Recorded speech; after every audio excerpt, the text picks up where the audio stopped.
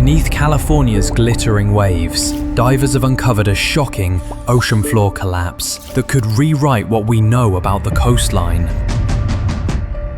Now, strict water restrictions come into effect for millions of Californians shortly as the west coast of America continues to experience a crippling drought.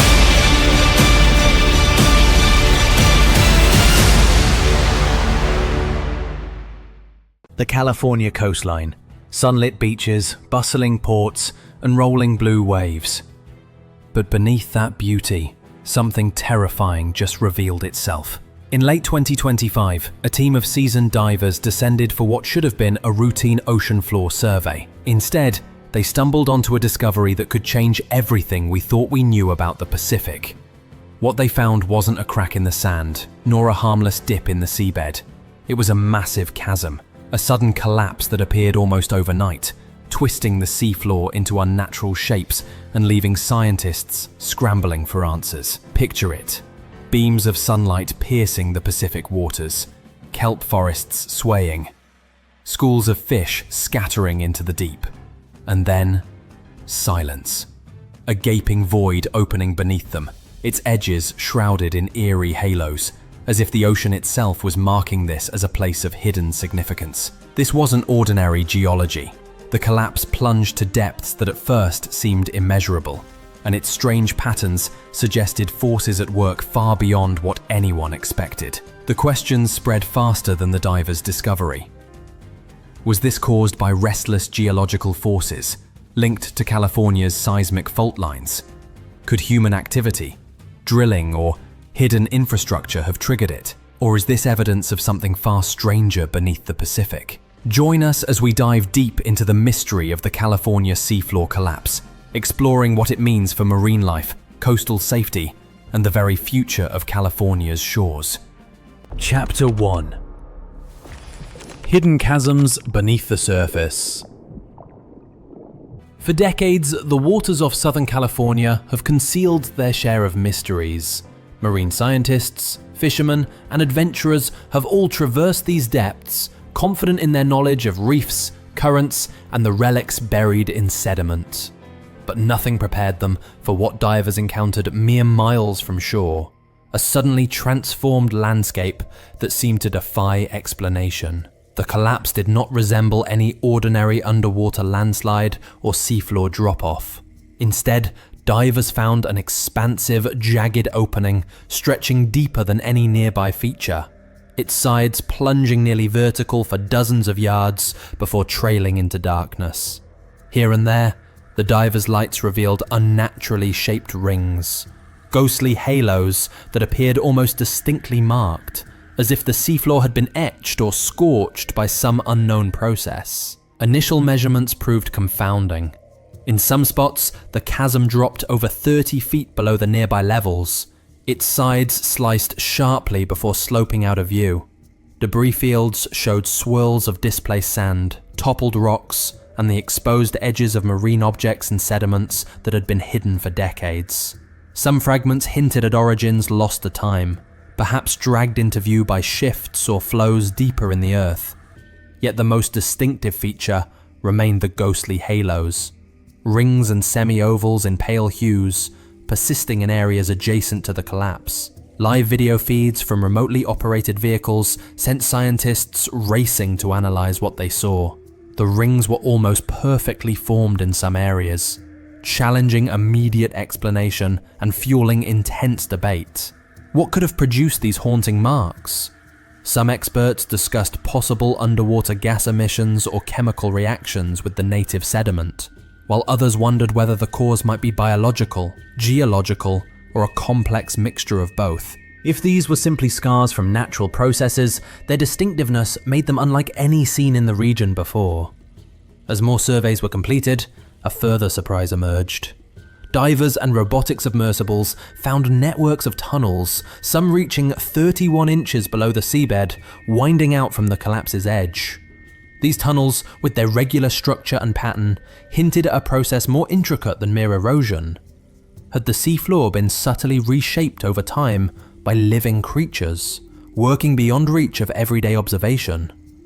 The enigma deepened, with the landscape turning ever more alien. the collapse had transformed the seafloor into a puzzle unlike any faced before by local marine science. A puzzle whose solution would require unraveling interactions among geology, chemistry, and biology, all reshaping the land beneath the waves in ways not seen in a generation. Chapter 2. The Engineers of the Deep. As investigation intensified, so did the urgency to find answers. At first, natural geological processes seemed the most likely culprits. California's coast is no stranger to seismic instability. Earthquakes, tremors, and slips have formed and altered the seabed both onshore and off throughout history. Some researchers pointed to patterns of subsidence and minor landslides as potentially contributing to the collapse. But these processes did not fully account for what divers and scientists observed. Attention soon shifted to an astonishing set of findings. Alongside indicators of geologic activity, researchers began documenting unusual biological behavior. A pattern of deep and extensive burrowing in the sediment, unlike what would be expected from the region's common marine life. Using infrared cameras and remote sensors, teams documented nocturnal activity in which unknown or rarely seen marine animals dug elaborate networks as deep as 31 inches below the surface. The apparent engineers behind these tunnels worked methodically, moving sand, mud, and fragments beneath the cover of darkness. No known local species were associated with such extensive tunnel systems, raising questions about whether a previously overlooked or newly arrived creature might be responsible. Night after night, researchers watched as new tunnels formed and sections of sand shifted, work that hinted at something more organized and impactful than simple burrowing for food or shelter. The effect on the environment became difficult to ignore. In several areas, the normal distribution of fish, invertebrates, and plant life began to shift dramatically. Some species vanished from their usual habitats, while others appeared in new concentrations, as though forced to relocate in response to the upheaval below. The hypothesis formed. Could these nocturnal engineers be reshaping massive areas of the sea floor? Did they play a role in triggering or accelerating the collapse by destabilizing underlying layers of sediment? Or were their activities a reaction to some other environmental force, perhaps a new chemical gradient or an altered food supply, that gave rise to this subterranean toil? Uncertainty prevailed. Every observation seemed to answer one question, only to open several more. How could a group of marine animals, even working collectively, bring about changes on this scale? If so, what adaptations had enabled this? What connection, if any, did their behavior have to other changes seen in the region? Chapter 3. Toxic legacies, barrels, chemicals, and the ghostly halos. As the mystery grew, attention turned to a troubling legacy, long known, but rarely seen so vividly. A legacy of decades-old human activity on the Southern California seafloor. Through much of the last century, barrels containing industrial waste were disposed of off the coast, often with little oversight or understanding of their long-term impact. Now, with the collapse and the appearance of ghostly halos, the conversation around their legacy took on new urgency. Analysis of sediments from the affected area revealed chemical traces consistent with industrial dumping. Signatures of heavy metals and persistent organic compounds once thought safely sealed in the depths. As the barrels aged and corroded, their contents had begun to leach into the silt and water, interacting with marine sediments and possibly contributing to the formation of the halos observed by divers. The ghostly rings, it turned out, were not the product of natural geology or simple biology. They were chemical marks, scars created as leaking toxins spread outward, reacting with the sediments in complex patterns. The zones surrounding the collapse registered elevated levels of hazardous material, forming plumes and gradients that altered the behavior of local plankton and larger animals alike. Fish, once abundant in the area, grew scarce, while atypical blooms of microorganisms flourished in the newly toxic environment, living off compounds fatal to most familiar forms of life. The ecosystem had begun to reorganize, with some species disappearing and others seizing the moment to adapt to the transformed chemical landscape. Scientists quickly mapped the positions of the barrels as best they could, confirming many had been breached or shifted, possibly disturbed by the geological or biological changes unfolding in the region. The convergence of environmental forces, past and present, was clear.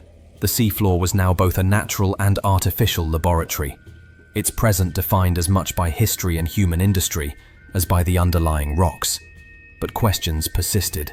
Were the burrowing engineers making use of the chemical transformation, adapting to or even dependent upon the altered conditions? Or had the combination of toxins, sediment shifts, and nocturnal burrowing simply produced a perfect storm, amplifying changes throughout the ecosystem?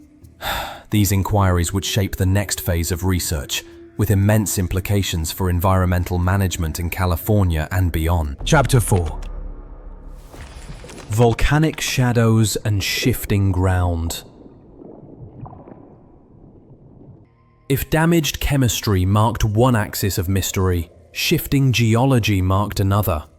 Not far from the collapse, deep beneath the Pacific, lies the axial seamount, one of the world's most closely monitored submarine volcanoes.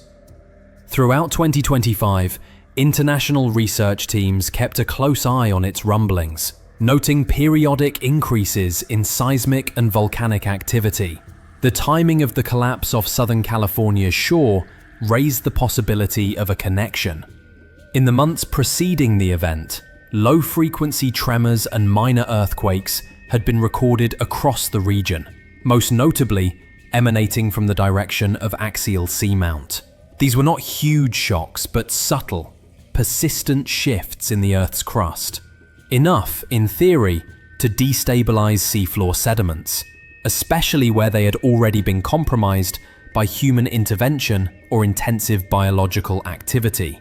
Sonar and seismic records from the area near the collapse confirmed the presence of recent cracking, small-scale landslides, and broader shifts in rock formations beneath the seafloor. Hot hydrothermal vents in the region released plumes of mineral-laden water, promoting unique forms of life, but also further altering the local chemistry. While it remains unproven that axial seamount directly caused the collapse, the correlations spurred research.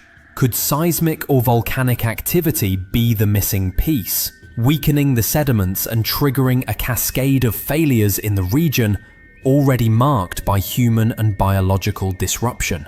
Was the collapse the first visible sign of broader instability, especially as marine sediments were undermined by chemical change and deep burrowing? Coastal geologists cautioned that while causes are difficult to disentangle, the interplay between volcano, chemicals, and living organisms should not be underestimated. Each force may have amplified the others, creating zones of unexpected vulnerability and rapid change. An area where geology, pollution, and biology combined to erase the familiar and seed the unknown. The living cities of the abyss. As exploration of the collapse continued, investigators uncovered something even more remarkable on the periphery of the chasm. Underwater vehicles and divers reported finding dense, intricate networks of tunnels and burrows branching from the central collapse, patterns that, to some researchers, resembled the structure of living cities. What stunned many observers was the level of organization and productivity in these communities. Marine organisms appeared to collaborate, transforming the toxic sediment into a foundation for new growth. Some detected chemical exchanges between species, symbiotic relationships in which organisms seemingly processed or even neutralized toxic substances in their environment, using them as energy sources or as deterrents against competitors. Yet, this was not a city for humans.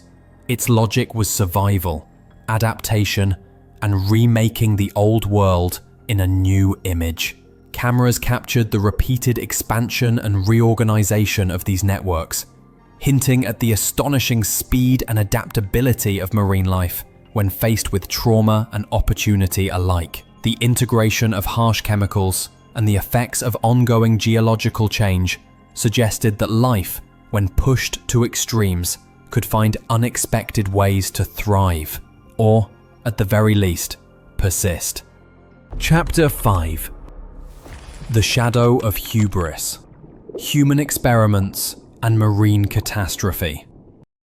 The combination of ecological and geological upheaval led historians and local residents to reflect on earlier human interventions along California's coast. It is well documented that experimental projects took place in the region's waters, at times out of public view. One such effort, led in part by a scientist named Bond, sought to explore if humans could endure the pressure and isolation of the deep ocean floor. Efforts that ranged from constructing specialized habitats to introducing novel materials into the marine environment. Technology did not always clarify matters. In recent years, both sonar and satellite mapping of the region became increasingly unreliable. Some underwater formations failed to appear on scans. In a handful of locations, the coastal seafloor appeared blurry, as though wiped from digital charts overnight. Some suspected rapid biological activity obscured the sensors. Others wondered if the problem lay with technological artifacts or residual materials from experimental human projects. While conspiracy theories rose online, the facts remained clear. Generations of activity, sometimes secret, sometimes careless, had left a mark on the region's marine ecology and geology. The cost was now being tallied, not just in environmental terms, but in its impact on local communities and economies. Ports from San Pedro to San Diego temporarily restricted access to affected zones. Fishing fleets changed course, some idling as grounds went off limits. Recreational diving and boating declined, and investment in waterside developments slowed as risk models grew uncertain. The full dimensions of human influence, intended and inadvertent, emerged. A reminder of how entwined the fate of the coast remains with the choices made above and below water. Chapter 6. Unfinished maps, lost landmarks and relentless change. As efforts to understand, control and adapt to the collapse mounted, another transformation took hold, one almost psychological in scope. The maps upon which mariners and scientists relied for decades became obsolete in months. Once reliable reefs shifted, shoals vanished only to reappear days later. Even prevailing currents seemed to change subtly, their directions altered by upheavals occurring far below. The community of seafarers, accustomed to stability, now found themselves cast into uncertainty. Satellite imagery struggled to keep pace. In some frames, the collapse zone looked much as before. In others, broad swathes of the seabed appeared as if erased, their outlines blurred or missing from navigational charts. Explanations ranged from technological malfunctions to unprecedented rates of underwater biological activity. For those whose lives depended on the sea, fishermen, biologists, and local residents, the experience was disorienting. Some called it the ghost tide, a new sense that the old rules and familiar ground had been swept away. The loss was not just physical, but also cultural and psychological. A navigation of the unknown, a world remade day by day, often before anyone could chart its new contours. As time passed, the region's food webs continued to shift.